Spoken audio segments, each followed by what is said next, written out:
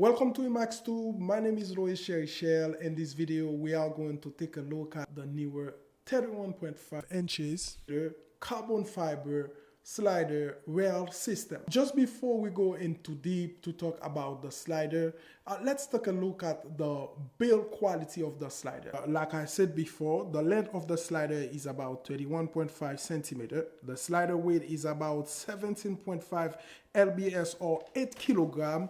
The Neewer 31.5 centimeter made out of carbon fiber. What exactly you can shoot with this slider, in my opinion, if you shoot wedding, interview, if you shoot, commercial for local store on your area, you do wedding, all this, you can use that slider for it without a problem. It would help you to put some motion in that footage, and that's gonna make it look a little bit better than a static shot.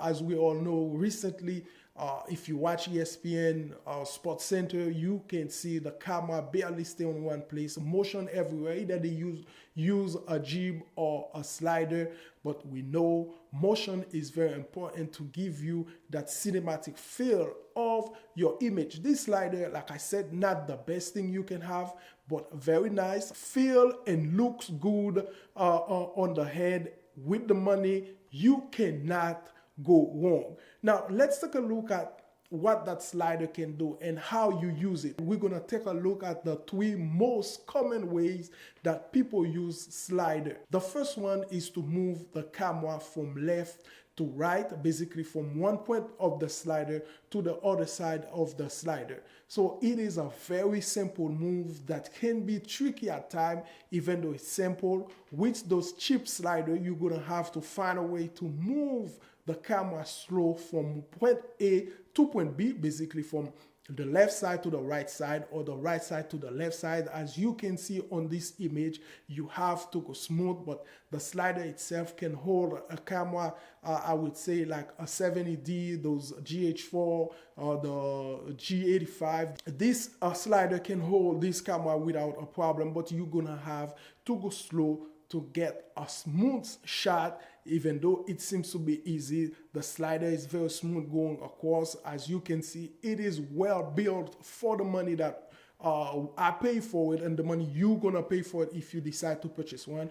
And I will have the link on the description down below if you wanna check that slider out, so you can go ahead and see for yourself how good that slider is. The second way to use a slider is the zoom move, where you push the camera from back to front or front to back. On this one, you can realize either a zoom in or a zoom out to your subject without touching the lens, because most likely, when we zoom, we need that lens so we can zoom in to get close to that subject. But with a slider, you can realize, as you can see, that push in movement that's gonna get you closer to your subject. The third and final way you can use a slider to realize some motion to your footage, it's the tilt and slide.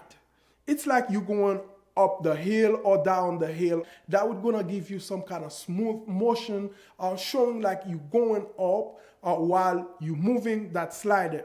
There is countless ways you can use a slider. It is for you to experiment with the slider and try to realize the best way possible to introduce your audience that image the right way. That movement, that slider gonna help you achieve. So it's you to experiment to see what you wanna achieve. But there's not only these three ways, you can come up with some on your own, but those are the three most common ways people will use a slider for. Just before we go, I would love to make it clear that to achieve the best motion with a slider, you're gonna have to use a foreground prop, like beside whatever is behind you trying to reveal. You can put an object in front of it.